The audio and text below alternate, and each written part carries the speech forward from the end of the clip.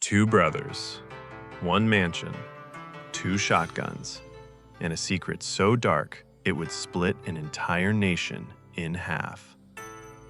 On the night of August 20th, 1989, in a wealthy neighborhood in Beverly Hills, California, José and Kitty Menendez were sitting in their living room watching television when their two sons walked in and opened fire. José was shot 6 times. Kitty was shot 10 times. They never had a chance to run. The murders were brutal. They were calculated. And for 6 months, nobody suspected the sons at all. But here is the part that most people forget. The part that changed everything. The part that the jury, in the first trial, never fully heard. Stay with me, because this case is not what you think it is. To understand what happened that night, you need to understand who José Menendez was. José was not just a wealthy man. He was a self-made powerhouse. Born in Cuba, he immigrated to the United States with nothing and built himself into one of the most powerful entertainment executives in the country. By 1989, he was the CEO of Live Entertainment, a major music and home video company. He had a $500,000 salary, a $700,000 bonus package, and a 23-room mansion in Beverly Hills worth $3.5 million. From the outside, the Menendez family looked perfect. 2 handsome sons, Erik, 18, and Lyle, 21, a beautiful home, a successful father, a loving mother named Kitty. But behind those walls, something very different was happening.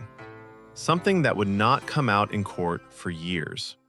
Something that, when it finally did come out, made half the country look at those 2 boys in a completely different way. August 20th, 1989, a Sunday night. José and Kitty had spent the evening watching the James Bond film The Spy Who Loved Me on television. Lyle and Erik had gone out earlier. They told police they went to see Batman at a local theater. What they were actually doing was purchasing 2 12-gauge Mossberg shotguns from a gun shop in San Diego using a fake ID. They drove back to Beverly Hills. They waited.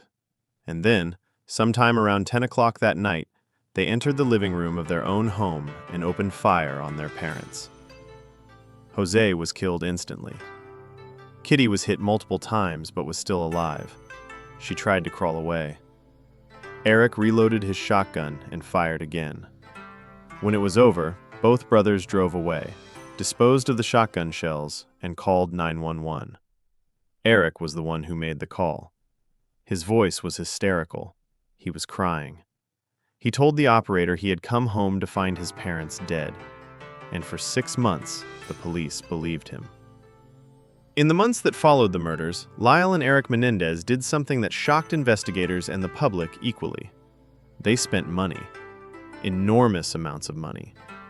In the first few months after their parents' deaths, the brothers spent nearly $1 million from their inheritance. Erik hired a personal tennis coach. Lyle bought a Porsche. They went on vacations. They bought jewelry and designer clothes. They rented an expensive apartment in Marina del Rey. To investigators, the spending was a red flag. But it was not what broke the case open. What broke the case open was a therapist named Dr. L. Jerome Oziel. Erik Menendez had been seeing Dr. Oziel for therapy, and in October 1989, just 2 months after the murders, Erik broke down in a session and confessed. He told Dr. Oziel that he and his brother had killed their parents. Dr. Oziel told his mistress, Judalon Smith, and Judalon Smith, after a falling out with a therapist, told the police. In March 1990, Lyle Menendez was arrested at his apartment.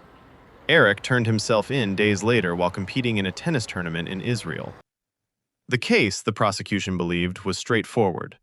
2 greedy sons, a massive inheritance, cold-blooded murder for money. But then the defense spoke, and everything changed. When the trial began in 1993, defense attorneys Leslie Abramson and Jill Lansing made a claim that stunned the courtroom.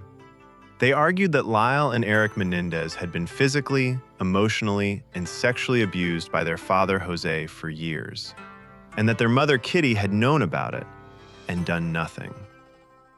Erik took the stand and described years of sexual abuse beginning when he was around 6 or 7 years old. He described the fear he and his brother lived under. He described a household where performance was everything and failure was punished severely. He wept openly on the stand for days. Lyle described his own abuse. He described confronting his mother about it and being dismissed. He described the moment he told Erik, shortly before the murders, that the abuse was going to stop, and Erik's response was one of sheer terror. The defense argued that on the night of August 20th, the brothers did not kill their parents for money. They killed them because they believed, after a confrontation earlier that day, that their parents were going to kill them to prevent the secret from coming out. It was a claim of imperfect self-defense, not premeditated murder, not greed, fear. Here is where this case becomes something extraordinary. The first trial in 1993 ended in a hung jury. Both juries, there were separate juries for each brother, could not reach a unanimous verdict. Some jurors believed the brothers, some did not. It was a deadlock. So the case went to a second trial in 1995. And in the second trial, the judge made a critical ruling that changed everything. Judge Stanley Weisberg ruled that the defense could not present the same level of abuse testimony that had been allowed in the first trial. Expert witnesses on abuse were limited. The detailed sexual abuse testimony was restricted. The jury in the second trial heard a far more compressed, far less detailed version of the brothers' story. And without that full context, without hearing the depth and detail of what the brothers claimed they had endured, the second jury convicted both Lyle and Erik Menendez of first-degree murder. They were sentenced to life in prison without the possibility of parole. The question that legal scholars have debated ever since is this: if the second jury had heard everything the first jury heard, would the verdict have been the same? Many believe the answer is no. For over 30 years, Lyle and Erik Menendez sat in California State Prison. Lyle at Mule Creek State Prison. Erik at Richard J. Donovan Correctional Facility. They were not housed together. Both brothers married while in prison. Both became known as model inmates. Both maintained, through every appeal and every interview, that the abuse they suffered was real. And then, in 2024, something remarkable happened. New evidence emerged. A cousin of the brothers came forward and disclosed a letter Erik had written before the murders, a letter in which he described being abused.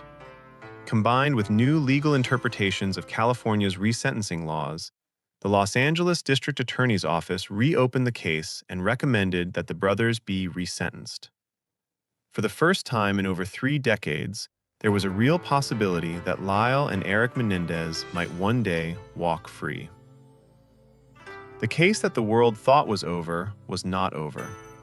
The Menendez brothers' case forces us to ask a question that has no easy answer. Can a jury truly judge a crime without understanding the full story behind it?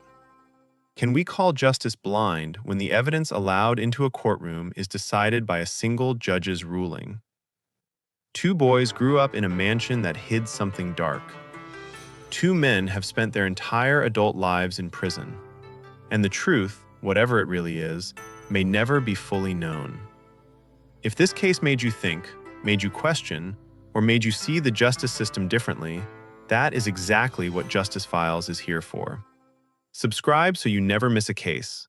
And tell me in the comments, do you think Lyle and Erik Menendez deserved a second chance?